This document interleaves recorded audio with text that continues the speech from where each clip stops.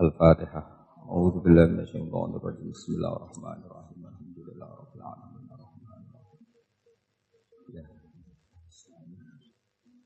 Shiratal ladzina an'amta 'alaihim ghairil maghdubi 'alaihim waladdallin.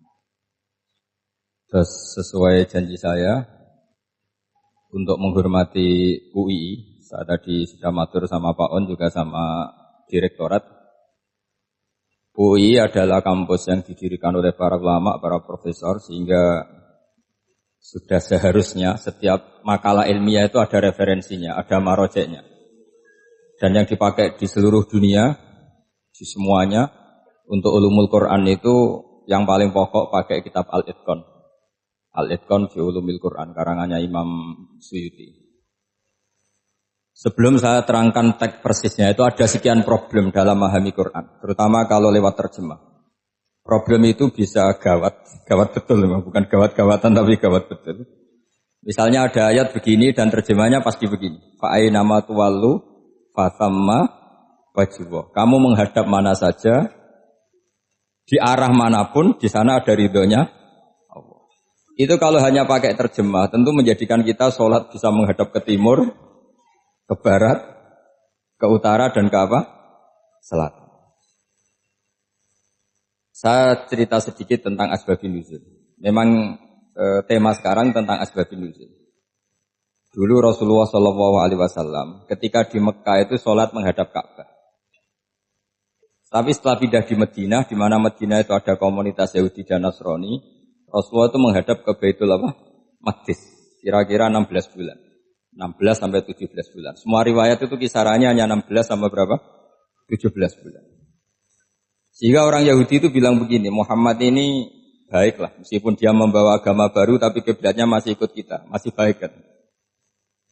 Setelah 16 bulan, Nabi diperintahkan Allah untuk menghadap ke Ka'bah. Awal liwajaka syatral masjidil haram. Maka orang Yahudi itu berontak. Berontaknya adalah kiblat mereka ditinggalkan. Cara berpikir orang Yahudi itu kiblat mereka ditinggal. Sehingga mereka bilang mawallahum an qiblatihim allati kanu 'alaiha. Apa yang menjadikan umat Islam berpaling dari kiblat Baitul Maqdis. Kemudian mereka provokatif betul. Ini perlu diperjelas. Provokatif. Bilang begini. Inna Muhammadan tahayyara fi dini. Muhammad ini bingung dalam beragama. Sehingga habis ngomong A ngomong B, habis kiblat Ka'bah, kiblat Baitul Maqdis. Sehingga dalam banyak tarikh disebutkan peristiwa kiblat itu terbanyak melahirkan orang murtad, orang yang keluar dari Islam. Gara-gara provokasi orang Yahudi, Muhammad tahayyara fi dini. Muhammad itu bingung dalam menentukan pilihan apa? Beragama. Kemudian walhasil singkat cerita akhirnya Nabi itu madhep Ka'bah. Apa yang terjadi mukjizat itu adalah bahwa agama ini agama yang mewakili semua agama sebelumnya yang masih orisinil. Yaitu Nabi akhirnya berargumentasi Ka'bah adalah kiblat yang asli, yang lebih tua. Terus mereka tanya, buktinya apa? Dijawab oleh Quran, fihi ayatum bayyinatum maqamu apa? Ibrahim. Ka'bah bukti tertua adalah di situ ada makam Ibrahim. Makam itu jejak kaki. Ya kalau bahasa Indonesia makam itu kuburan. Kalau dalam bahasa Arab makam itu jejak apa? Jejak kaki. Sehingga diketahui oleh sejarah dibuktikan di situ ada jejak kaki siapa? Nabi Ibrahim. Sementara nisbatnya Baitul Maqdis itu adalah kepada Nabi Musa dan Nabi Harun. Yang ini adalah turunan dari Nabi siapa? Ibrahim. Hikmahnya apa? Begini. Sebagai bukti bahwa Baitul Maqdis pernah menjadi poros Islam atau poros Tauhid, maka Nabi Muhammad pernah disuruh menghadap ke Baitul Maqdis. Buat inget-ingetan kalau ini pernah menjadi poros apa? Tauhid. Tapi tetap tua-tuaan masih tua apa? Ka'bah. Kenapa tua Ka'bah tadi? Karena Ibrahim adalah Abul Anbiya, bapak dari para. Dan di situ ada jejak kakinya. Fihi ayatum bayyinatum maqam. Bukti itu belum cukup. Dibuktikan lagi bahwa Ismail kecil itu hidupnya di Ka'bah. Kita tahu sa'i baina Safa wal Marwah adalah karena Siti Hajar sedang mencari apa? Jadi ada bukti sekian, bukti empirik bahwa Ibrahim itu kiblatnya itu Ka'bah, bukan Baitul Sehingga ada kata-kata fihi ayatum bayyinatum maqamu. Nah, tanpa ngerti asbabun nuzul, kamu akan mengartikan fa'ina ma tuwallu fasamma wajhu itu salah. Karena di situ kamu menghadap mana saja, maka di situ ada ridhonya Allah. Maka para ulama memberi catatan, maksudnya begini, kamu menghadap kemana saja, asal itu yang diperintahkan Allah, maka di situ ada ridhonya. Harus seperti itu maknanya, disesuaikan dengan konteks asbabin nuzul. Tanpa seperti itu tidak bisa.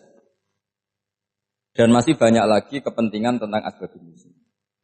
Jadi problem sekarang adalah banyak mufassir yang hanya mengartikan dari terjemah. Itu bahaya sekali. Jika ada orang yang menikah secara mut'ah, itu kan mirip kayak transaksi zina. Mereka berdalil famastamta'tum bihi minhunna fa'atuhunna ujurahun. Perempuan yang sudah kamu nikmati yang penting kamu bayar. Terjemahnya seperti itu. Karena ujur itu jamaknya ujroh. Itu fatal sekali. Padahal ayat itu begini, settingannya begini, setting siakul kalamnya atau asbabun nuzulnya begini. Ini sekaligus, memang saya sengaja ngaji dengan tema yang berat untuk penghormatan pada yang ngaji. Kalau temanya ringan kan kayak TPG. Jadi ini supaya gue keren-kerenan, ini ada doktor Pak Oni pernah dekan Fakultas Hukum. Jadi kalau saya nanti salah tinggal ditangkap saja, gampang kan? Tapi nangkap saya berurusan dengan Tuhan. Jadi kalau orang dekat Allah itu yang tanggung jawab itu Allah. Jadi dia bisa menang di kepolisian tapi kalah di hukum Tuhan. Jadi kalau berhadapan-hadapan dengan saya. Begini asbabun nuzulnya begini. Wal muhsanatu minan nisa yang awal juz 5 itu, ya kita santai aja. Yang awal juz 5 itu sebetulnya maktuf, diatafkan pada ayat hurrimat alaikum ummahatukum wa banatukum wa akhwatukum wa ammatukum wa kholatukum wa banatul akhi wa banatul ukhti. Jadi perempuan yang haram dinikah itu ada 7.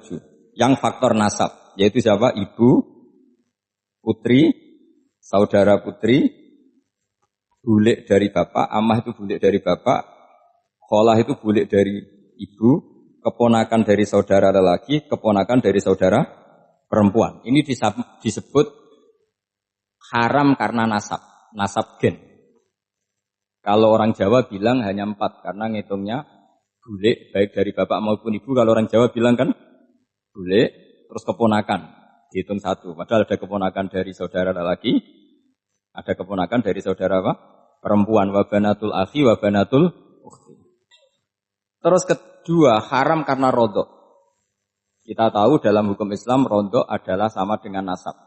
Jadi ibu yang pernah menyusui kamu berarti jadi ibu kamu.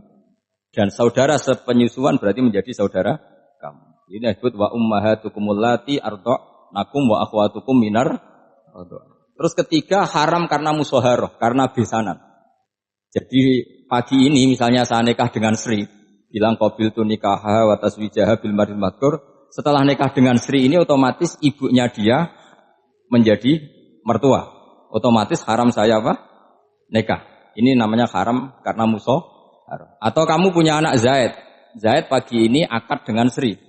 Berarti Sri adalah menantu Anda. Otomatis haram bagi Anda. Itu namanya haram karena musoharoh. Karena bisanan. Itu yang disebut waroba haram-haram itu kan seterusnya itu wa ummahatu nisaikum. Ibu dari istri-istri kamu. Memang ini agak jelimet, tapi memang syaratnya mufassir harus biasa jelimet.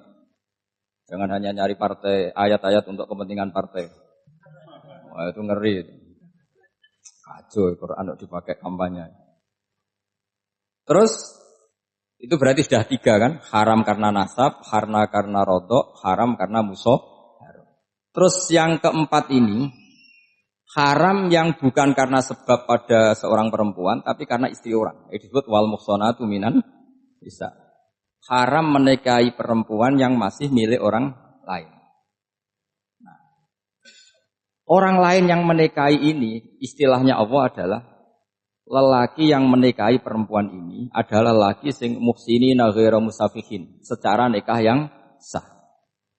Nah, nikah yang sah itu begini dalam hukum fikih Islam. Saya nikah dengan Sri, kalau hanya akad, itu saya wajib bayar mahar hanya separuh. Jadi kalau saya janji bayar 1 miliar, berarti wajib bayar berapa? 500 juta. Kalau janjinya 100 juta hanya bayar 50 juta. Itu yang wajib bil akdi. Nanti wajib sepenuhnya nunggu bil jima. Kalau sudah hubungan intim baru wajib 100%. Jadi kalau ada di Jawa nikah dengan seperangkat alat sholat itu yang atasannya tok itu wajib karena akad. Nanti bawahnya nunggu setelah hubungan apa? Intim. Loh, ini hukum Quran loh, bukan hukum saya. Makanya kan wa in talaqtumuhunna min qabli an tamassuhunna saat terus fanis fuma faradtum. Hanya wajib bayar setengah. Nah, perempuan yang sudah diajak hubungan intim itu kata Allah fa'atuhunna ujurahun, maka wajib kamu bayar penuh. Jadi ayat itu tentang perempuan yang sudah dinikah, kita harus bayar berapa? Harus bayar penuh. Ini penting saya utarakan. Nah, problem kita sebagai orang Indonesia ini juga problem Pak On, problem semua kiai. Mahar di Indonesia itu nggak bisa dibahas di Quran karena keterlaluan, kecilnya itu keterlaluan. Saya ini kan kiai, sering ngakatkan tuh sampai bosan, seperangkat alat sholat. Tuh itu ngawur sekali, ini mbak-mbak harus gak mau gitu. Saya provokasi minimal itu ya berapa? 100 juta berapa? Pantasnya berapa? Pantasnya berapa? 10 gram itu berapa nilainya? Kan 1 gram 500 ribu, baru 5. Ya sudah mendingan itu 10 gram. Ya. Quran itu bayangannya gini, sambil latihan, yang hafal-hafal biar latihan. Jangan dapat beasiswa karena hafal tapi enggak jelas juntrungannya. Quran tuh bayangannya gini, ini enggak mungkin Quran ini bisa dibaca di Jawa. Wa in aradtum istibdala zaujim makana zauji wa ataitum ihdahunna qintaran fala ta'khudhu minhu syai'a. Jika kamu nikah sama seorang perempuan, kemudian kamu cerai, maka mahar yang sudah kamu berikan jangan ambil lagi. Karena mahar di Arab itu mahal, 100 juta, kadang mobil Alphard, kadang GMC. Sehingga setelah menceraikan tuh kebayang narik. Kok enak, dulu saya memberikan itu kan karena dapat servisnya. Sekarang sudah saya cerai, saya tarik. Kalau mahar di Indonesia kan seperangkat alat sholat. Jadi gak kebayang ada kalimat fala ta'khudhu minhu saya jangan ambil lagi. Kebayang ngambil aja enggak? Apalagi kalau nikahnya sudah 2 tahun kan sudah lusuh, sudah. Tapi kalau di Arab itu kebayang karena mahal. Makanya orang Arab suka nikah orang Indonesia karena murah. Jadi bahasa kintoron itu harta yang enggak ternilai. Wa ataitum ihdahunna kintoron. Yang enggak ternilai. Mahal betul. Itu pernah saya hitung. Ada yang mahar itu 400 juta. Ya sekira segitu. Nah makanya setelah dicerai Allah memperingatkan setelah kamu kasihkan ya jangan minta lagi. Kenapa kepikiran minta? Karena jumlahnya besar. Kalau di Indonesia kepikiran enggak minta. Enggak kepikiran. Saking kecilnya. Seperangkat alat sholat. Kadang 1 juta. 1 juta itu setelah hubungan intim sebelumnya yang wajib hanya 500. Itu kan gak kebayang. Makanya susah ngartikan Quran di Indonesia kadang susah. Karena kadang terlalu. Itu pernah Sayyidina Umar radhiyallahu anhu pernah bilang begini. Wahai para perempuan mahar itu jangan mahal-mahal. Kasihan para lelaki. Itu ada perempuan alimah ya orangnya alim betul. Meskipun gak pernah sekolah di UI. Tapi alim itu. Itu usul langsung gini, ya Amirul Mukminin, laisa dzalika laka ya Amirul Mukminin. Wa qad qala ta'ala wa ataitum ihdahunna qintaran. Kamu hanya seorang Amirul Mukminin, tidak berhak bikin aturan pembatasan mahar. Allah saja tidak batasi. Kenapa kamu batasi? Sehingga dulu yang namanya nikahnya Sulaiman Agung atau Jamaluddin siapa Ratu Agung.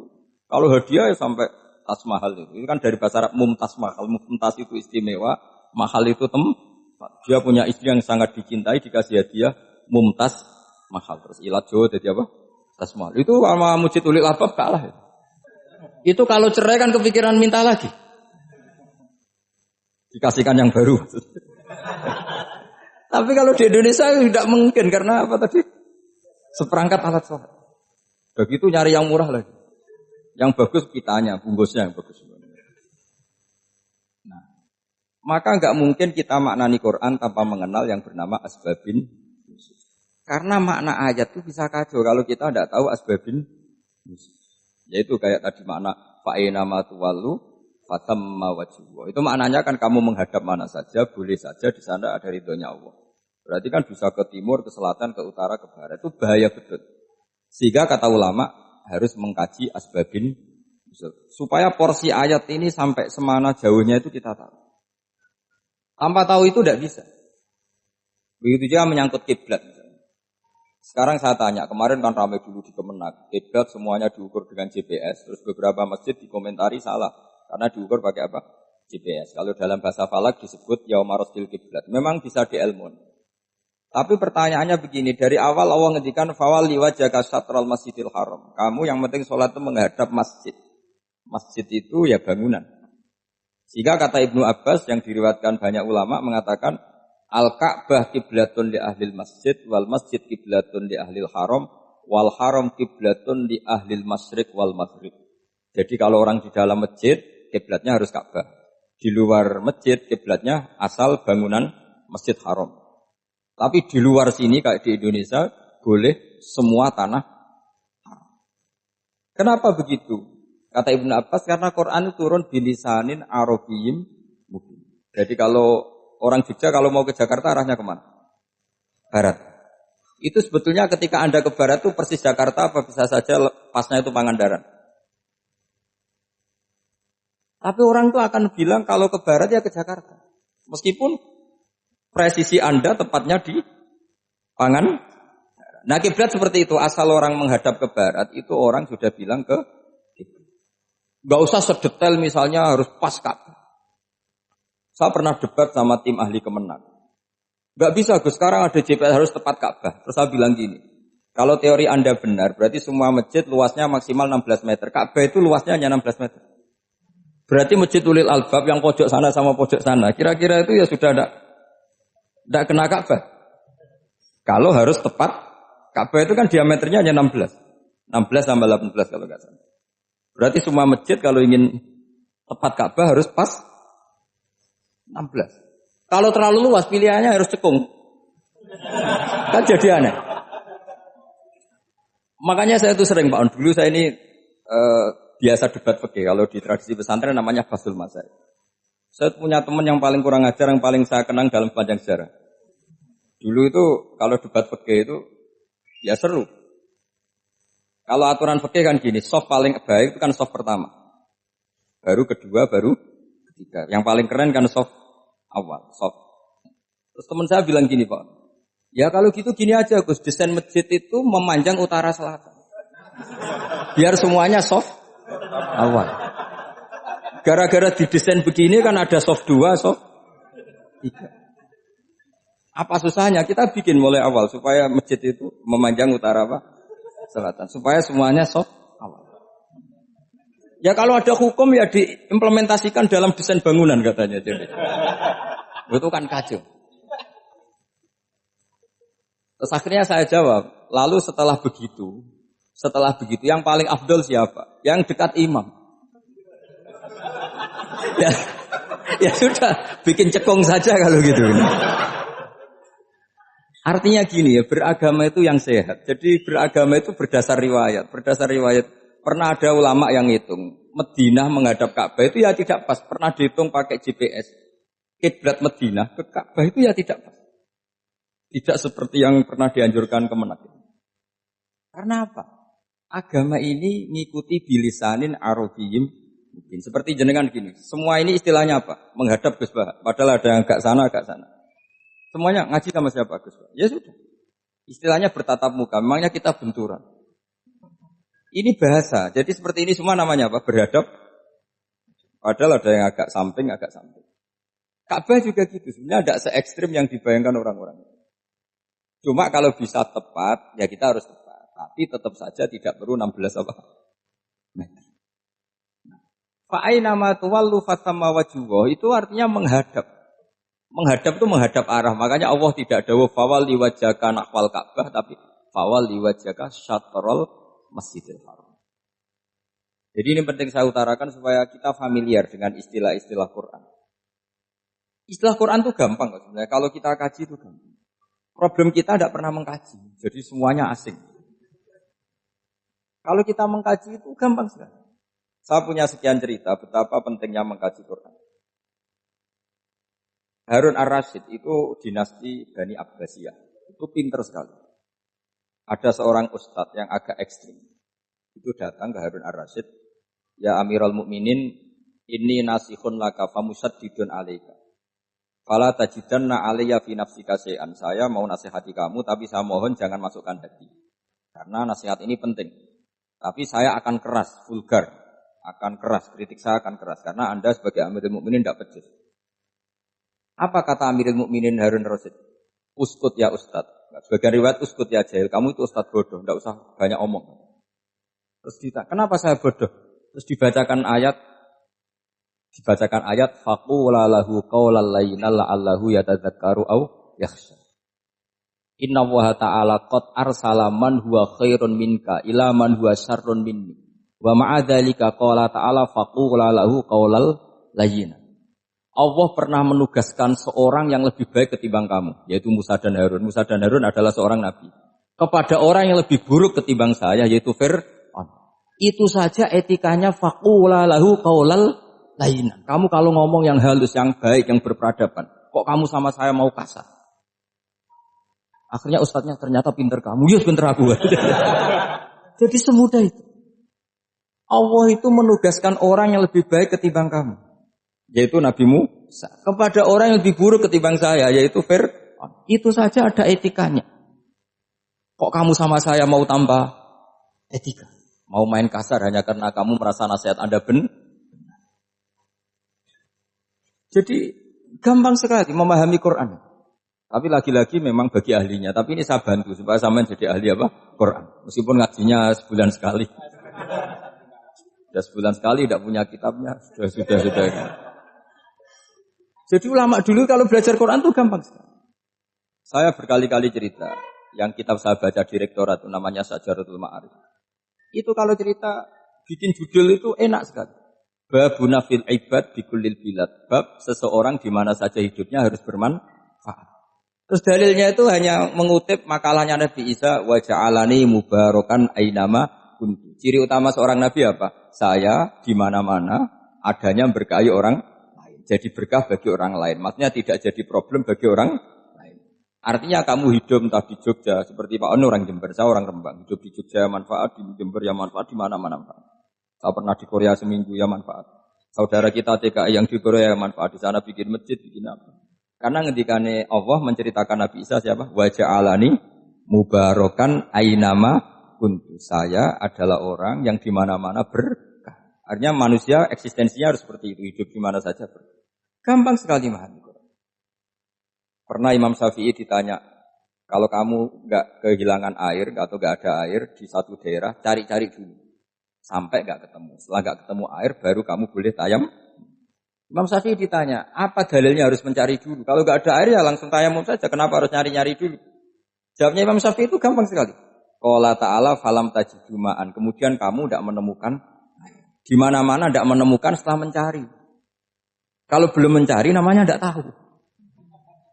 Kan ayatnya kan falam tajidu ma'an. Kemudian kamu tidak menemukan air. Tidak menemukan tuh nyari dulu apa langsung ambil sikap? Nyari dulu, baru kesimpulannya tidak ketemu. Kalau belum pernah nyari namanya tidak tahu. Segampang itu ulama dulu memahami Quran karena konstruksinya utuh. Yaitu mereka tahu betul bahwa Quran itu bilisanin Arabiyyin. Ketika Futuhat Syam dulu itu dikuasai tentara Romawi. Era Sayyidina Umar Futuhat. Yerusalem dikuasai tentara Islam. Itu awal Sayyidina siapa? Umar radhiyallahu anhu. Ketika Futuhat mau ada pesta besar-besaran. Tapi Umar menolak.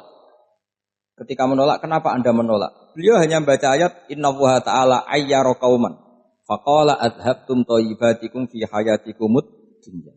Allah itu mengkritik satu komunitas kaum yang zaman di dunia menghabiskan semua kenikmatan. Maka kita tidak perlu syukuran besar-besaran. Jangan-jangan jatah kita di akhirat kita habiskan di dunia. Itu adhabtum thayyibatikum fi hayatikumud. Semudah itu.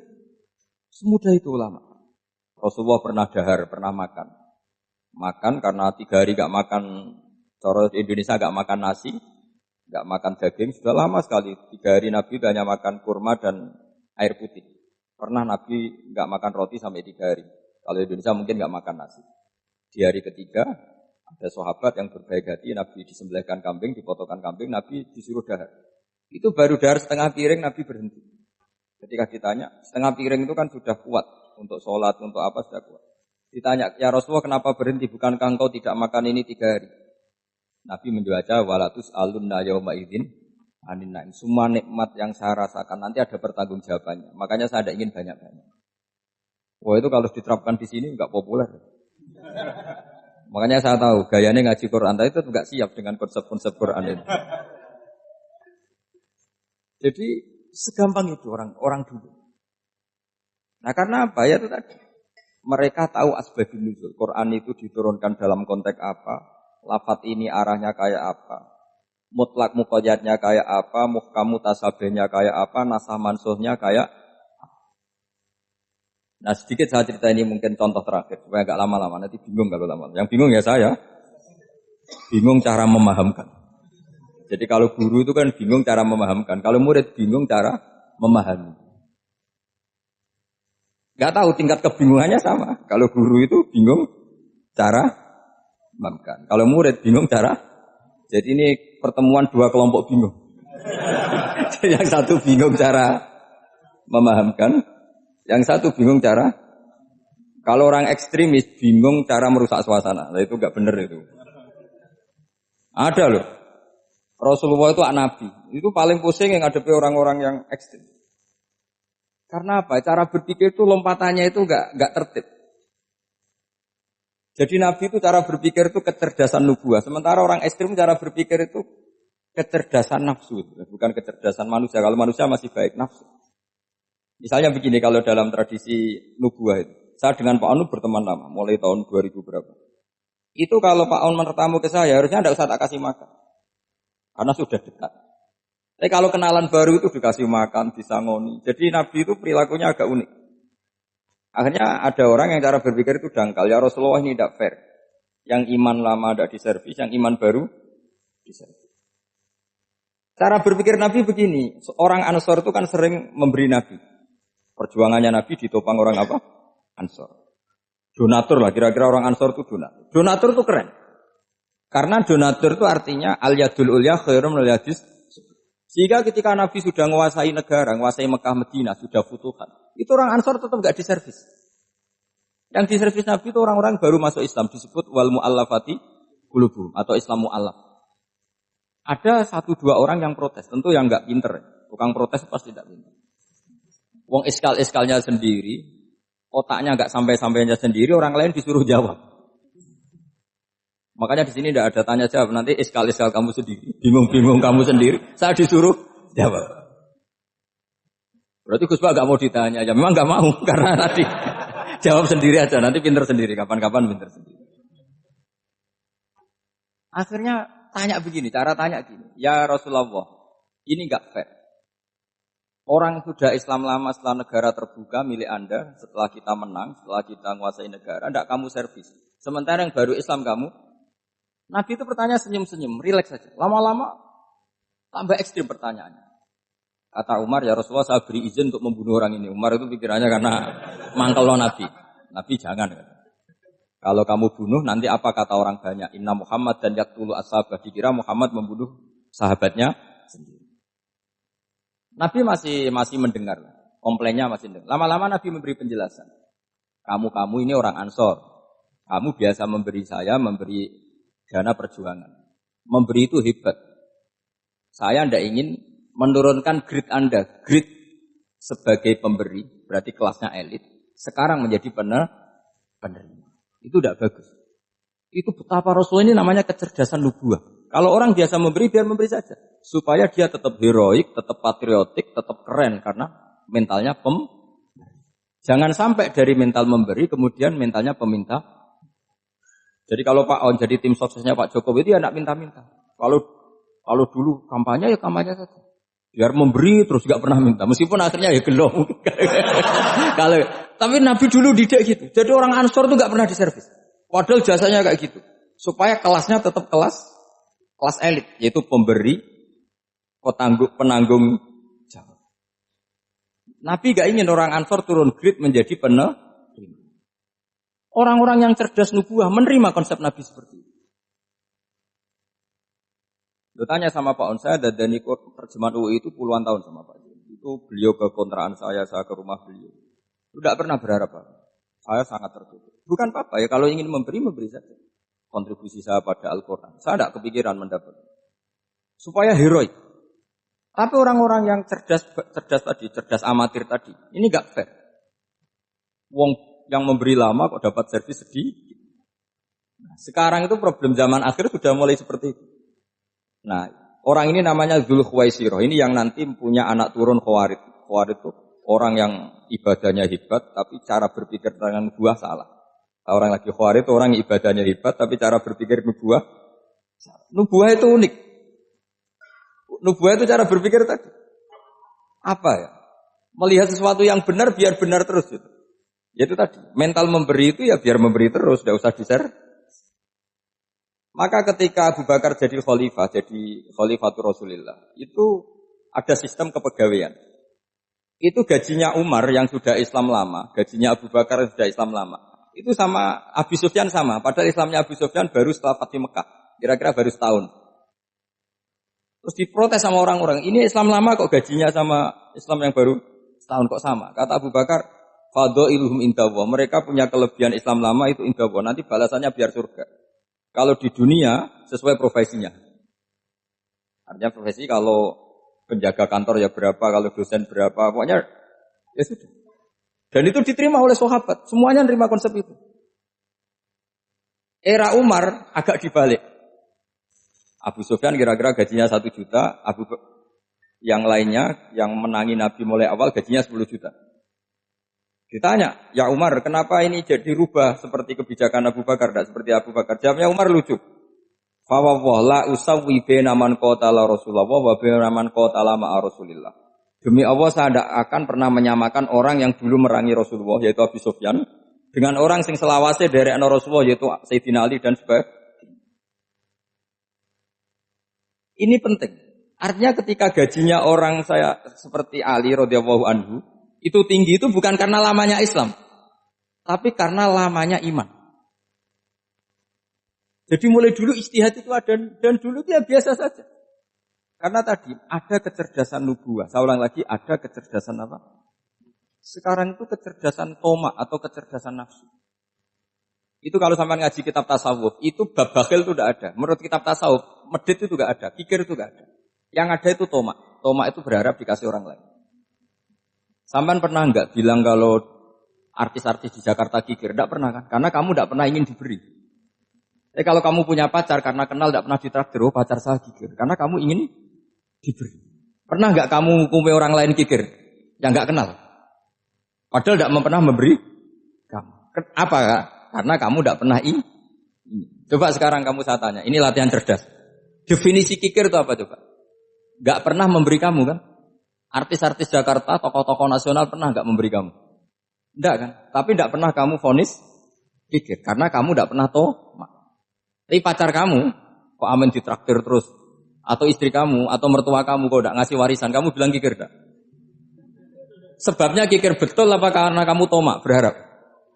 Tomak. Maka di kitab tasawuf itu enggak ada bab kikir, yang ada bab tomak.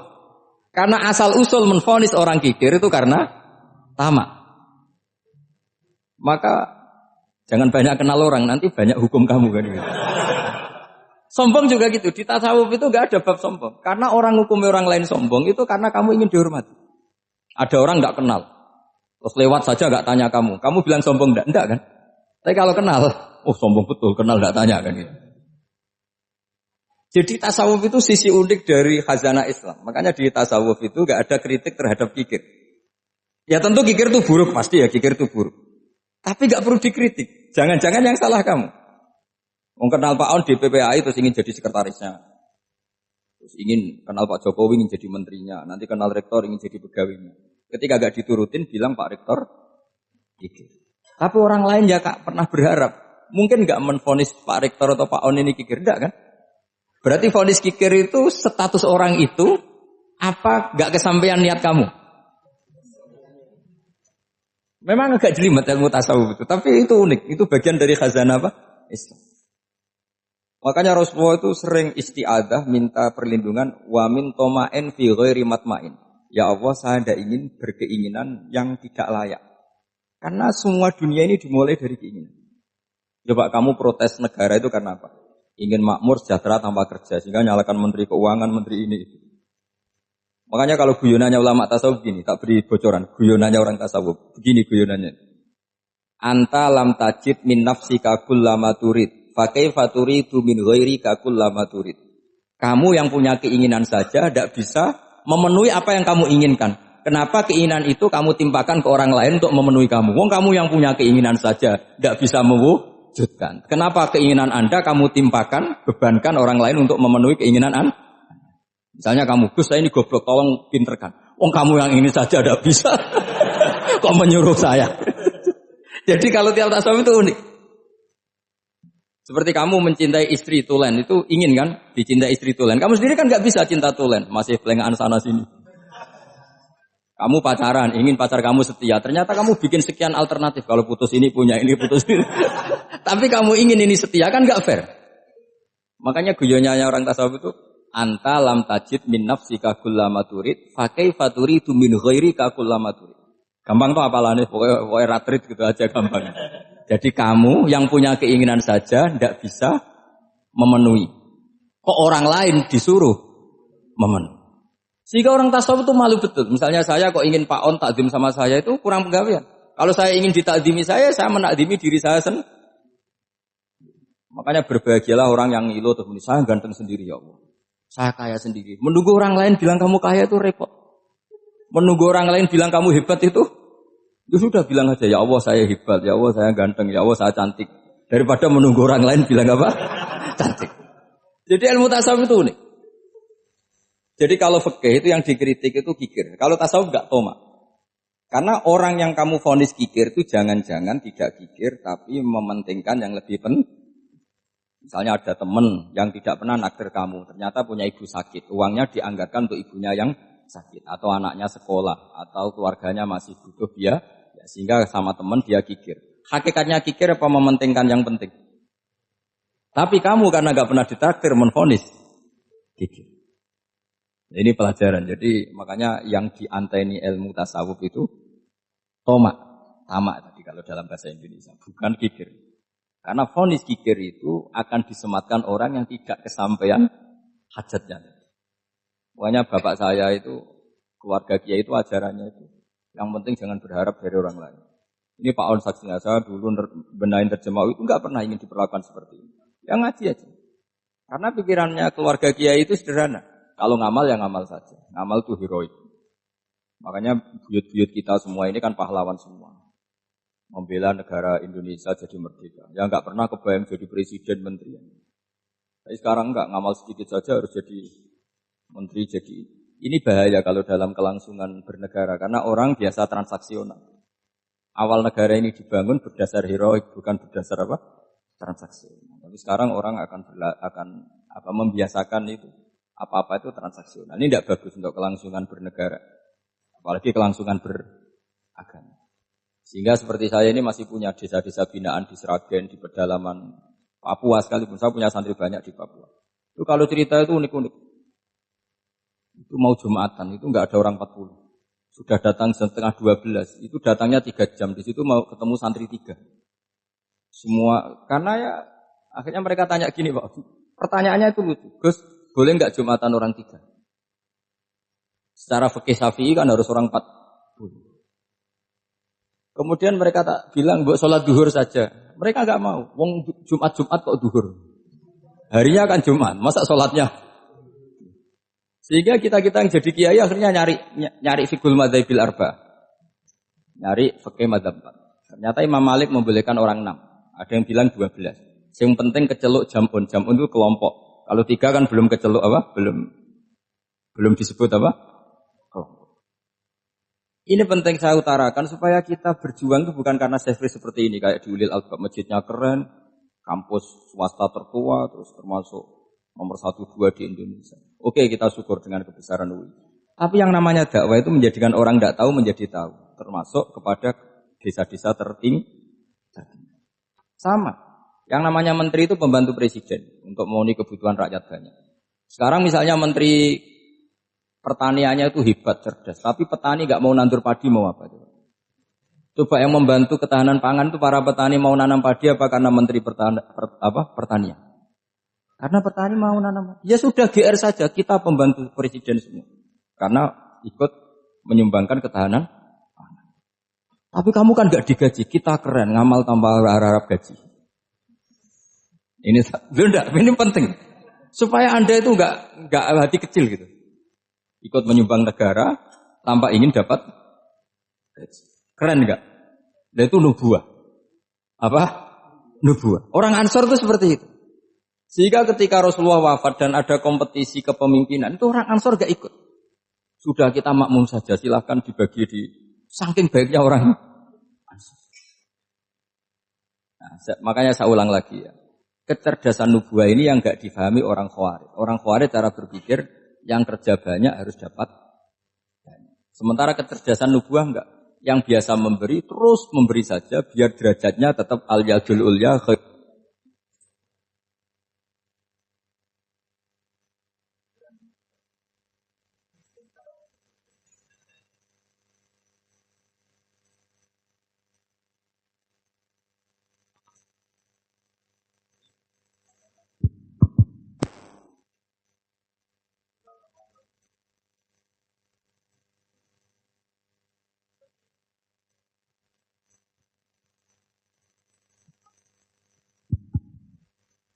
Bismillahirrahmanirrahim. Ini saya baca supaya dapat berkahnya ulama-ulama dulu. Karena ini dikarang oleh ulama yang dipakai rujukan seluruh dunia. Begini, qala Ibnu Taimiyah, ma'rifatu sababin nuzuli yu'inu ala fahmil ayat. Jadi mengenali asbabin nuzul itu membantu memahami secara benar ayat itu. Karena tadi kalau ayat itu dipotong, itu maknanya bisa kacau kayak tadi famastamta'tum bihi minhunna fa'atuhunna ujuruhun. Kalau diterjemah itu kan mendukung kawin mut'ah. Kalau terjemahnya saja perempuan siapa saja yang pernah kamu nikmati, yang penting kamu bayar. Itu kan aliran sesat dan menyesatkan. Itu konteks asbabun nuzul tidak seperti itu. Perempuan yang sudah menjadi istri kamu, seorang lagi perempuan yang sudah menjadi istri kamu, jika sudah kamu hubungan intim, maka maharnya harus dibayar penuh. Tapi kalau belum hubungan intim, maharnya hanya wajib separuh. Fanisfu ma faradtum illa ayafuna au ya'fu alladhi biyadihi uqdatun nikah. Tapi tadi kalau di Indonesia gimana Gus? Itu yang repotnya. Maharnya itu tadi mukena atasan dan apa? Bawahan. Wah kacau kalau di Indonesia itu. Sehingga kita bingung kalau dalam logika Arab kan gitu. Bayangannya kalau cerai, kata Allah fala ta'khudhu minhu syai'at. Harta yang sudah kamu berikan ke istri jangan diambil lagi. Sampai dilarang ngambil tuh karena jumlahnya banyak sehingga kepikiran ngambil. Kalau di Jawa enggak usah dilarang sudah tidak akan ngambil karena rukuhnya sudah lusuh. Itu susahnya baca Quran di Jawa ya. Karena dari awal maharnya terlalu apa? Kecil. Terus beliau Imam Suyuti termasuk di sini menyontohkan yang pasti salah kalau difahami yaitu tadi ayat apa itu fa'inama tuwallu fastamma wajhu. Jadi beliau terus meringatkan betapa pentingnya mengenali asbabin nuzul. Karena asbabin nuzul itu gampang. Saya ulang lagi, asbabin nuzul itu gampang. Gampangnya begini ya, kan ada satu peristiwa, misalnya begini, Rasulullah itu kan mengkritik penuhanan Lata dan Uzza, berhala-berhala itu dituhankan, dikritik sama Rasulullah. Kemudian mereka begini, karena mereka biasa personifikasi Tuhan, Muhammad, kalau Tuhan itu tidak Lata Uzza, dan itu terbuat dari batu, lalu Tuhan Anda itu dari apa? Amin fiddotin audabin, lalu Tuhan Anda ini dari emas apa dari perak? Karena mereka nggak bisa membayangkan Tuhan tanpa dipersonifikasi. Terus Allah menurunkan qul huwallahu ahad, Allahus somad, lam yalid wa lam yulad wa lam yakul lahu kufuwan ahad. Karena otaknya mereka sudah begitu, yang namanya Tuhan itu harus dipersonifikasi. Makanya saya kemarin di Korea seminggu, cerita yang paling unik gini Pak On, ada bos Islam, ada bosnya TKI yang baik. Mereka mengizinkan pekerjanya sholat. Bareng sholat tuh diingeti ke atas ke bawah, kok gak ada arcanya. Sehingga setelah sholat dibilang, Apa saya berikan berhala sekalipun? Karena nggak kebayang ada orang sholat kok tanpa berhala, tanpa Tuhan. Yang kamu sembah itu mana? Kok nggak ada? Apa tak belikan? Jadi unik. Nah teman saya yang satu unik lagi. Dia termasuk pegawai Garuda. Yang derekno saya ke Korea itu orang pegawai Garuda. Dia karena orang kaya biasa ke Eropa kemana-mana itu. Singkat cerita dia sholat di mall. Karena nganggep Korea itu sudah negara maju kayak Eropa. Setelah sholat di mall pas asar itu, security-nya nelpon polisi. Pak polisi di sini ada ritual teroris. Jadi kalau menamakan sholat itu ritual teroris. Jadi artinya apa? Ritual-ritual yang kita lakukan itu macam-macam cara pandang. Orang ateis itu kan Cina kan Korea itu kan ya Cina lah, Korea, Jepang, RRC itu kan sipit Cina. Itu ya yang namanya ibadah sembahyang harus ada patungnya atau ada arcanya atau ada benda-benda itu. Orang Islam kan nggak ada sama. Makanya mereka itu kok bisa? Problemnya kita, saya ulang lagi, ini problem ya. Problemnya kalau ada itu ya repot. Begini misalnya, ini masih tentang asbabun nuzul. Ini contoh terakhir tentang masih asbabun nuzul. Umar radhiyallahu anhu, sahabat Umar itu kalau mencium Hajar Aswad itu sambil gedumel. Tidak berdoa tapi gedumel. Masyhur itu ada di Bukhari. Alim tu annaka hajarun la tadurru wa la tanfa walau la anni ra'aitu Rasulullah qabbalaka ma qabbaltuka. Saya tahu loh. Nyium Hajar Aswad dicium tapi sambil gedumel. Saya tahu loh kamu hanya batu, enggak mandoroti, enggak manfaati. Kamu jangan GR, saya cium itu jangan GR. Kalau saja saya tidak melihat Rasulullah mencium kamu, maka saya ada sudi nyium kamu. Dah gitu aja. Terus itu tiap nyium Hajar Aswad itu tidak doa. Kalau kamu kan enggak minta kaya, minta macam-macam. Kalau Umar malah gedumel. Nah kenapa demikian? Itu ada asbabun nuzulnya. Umar itu saksi sejarah. Ketika Rasulullah Fathi Mekah, Nabi kan tawaf terus mencium Hajar. Itu di belakang masih banyak orang kafir. Kebetulan Umar masih di sana. Sudah Islam Umar, tapi dia di belakang. Dengar orang-orang kafir, Muhammad itu tua aneh. Katanya melarang nyembah batu. Ternyata dia nyembah batu. Jadi Nabi nyium Hajar Aswad itu dikira nyembah batu. Katanya ngelarang nyembah batu, tapi dia kok nyembah batu. Karena Nabi mencium Hajar Aswad. Nah karena untuk menghilangkan stigmasi itu, Umar tiap nyium Hajar Aswad ngomong gitu. Ada kan ada sound system, mungkin jadi sound system. Supaya jelas bahwa penciuman ini bukan karena menyembah.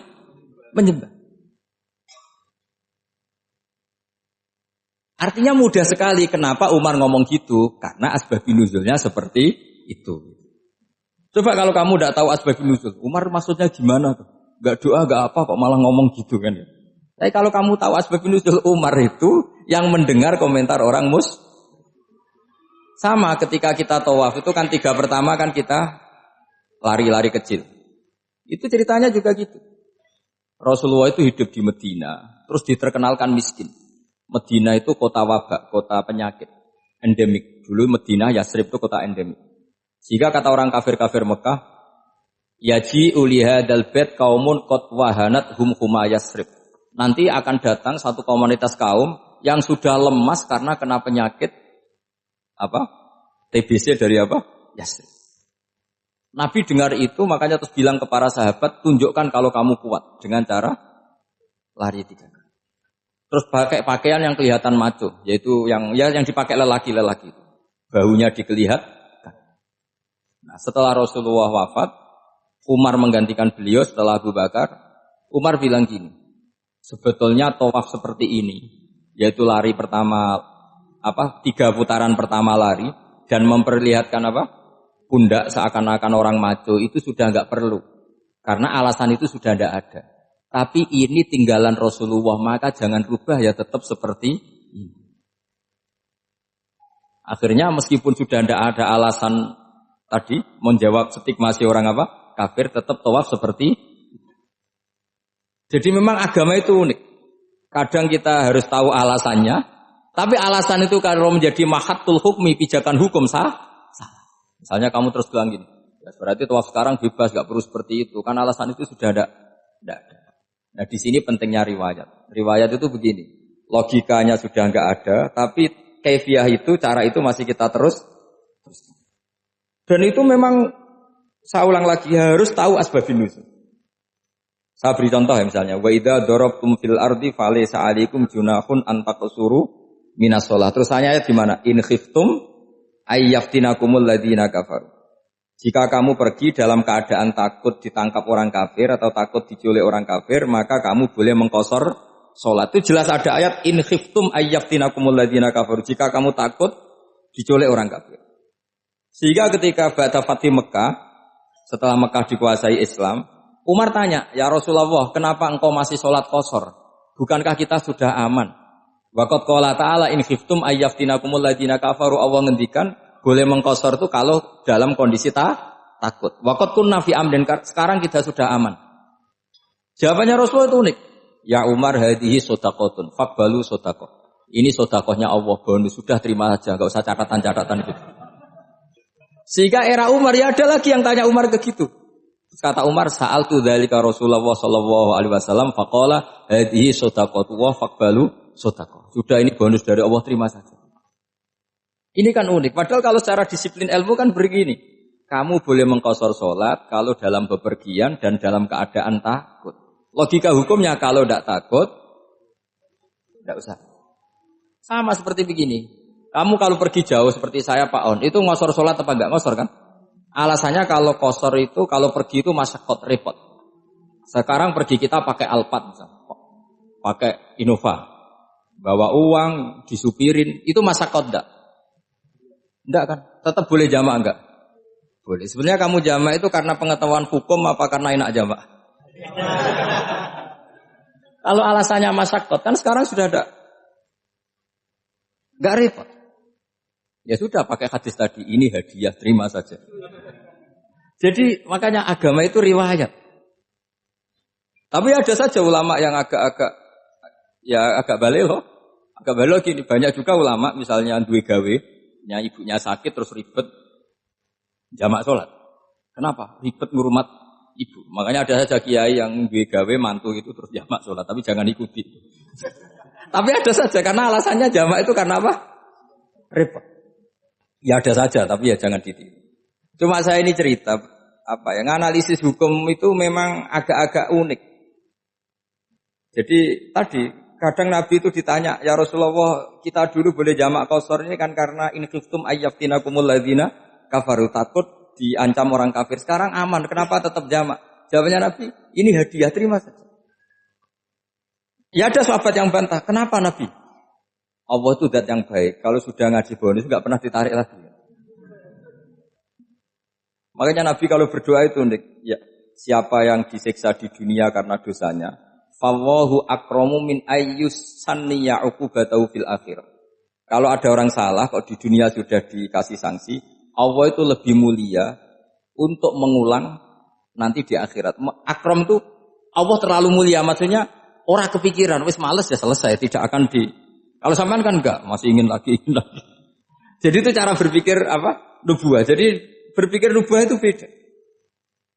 Ada orang pas sujud diinjek sama orang fasik. Diinjek, kemudian si yang sujud tadi, wallahu la yaghfiru wallahu laka, demi Allah tidak akan ngampuni kamu. Itu langsung Allah memberi wahyu sama Nabi di zaman itu. Bilangin yang sejak sujud itu, dia harus minta maaf sama saya, kata Allah. Mangdalladzi yata'alla ala fulan. Dia bersumpah bahwa Allah tidak akan memaafkan orang itu. Itu harus diralat. Nabinya iskal. Kenapa ya Allah?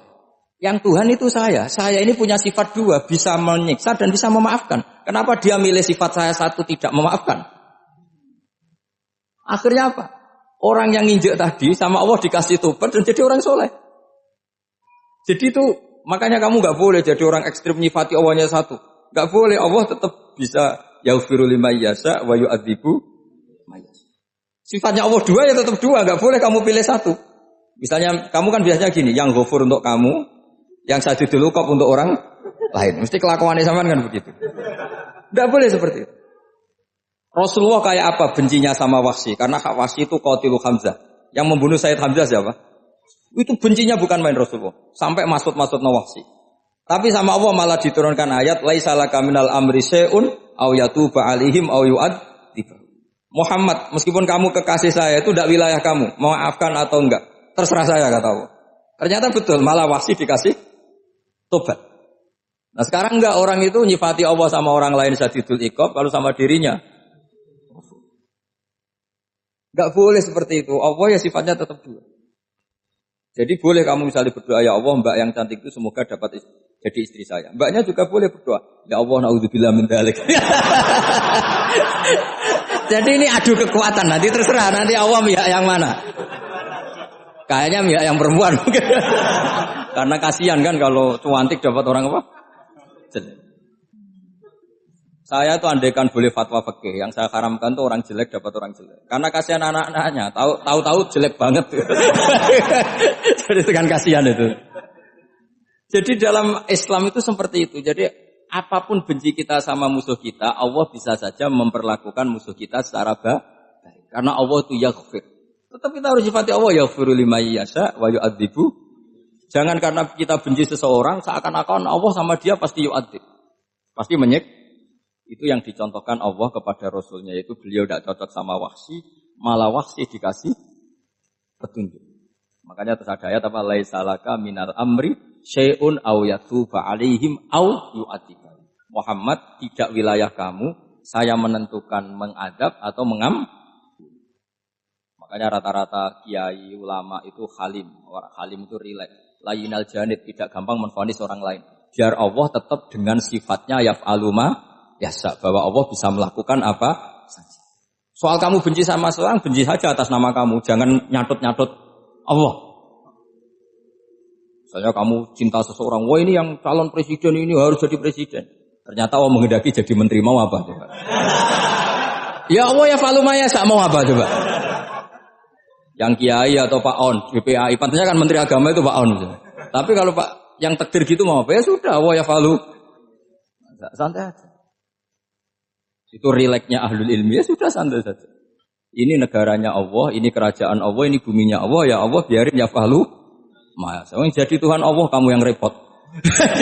Kira-kira jadi Tuhan itu Allah kamu yang repot. Ya Allah biar tetap ya fahlu. Mayasa Allah boleh yaghfir lima yasa wa ya'tibu mayasa. Saya kira demikian. Assalamualaikum warahmatullahi wabarakatuh.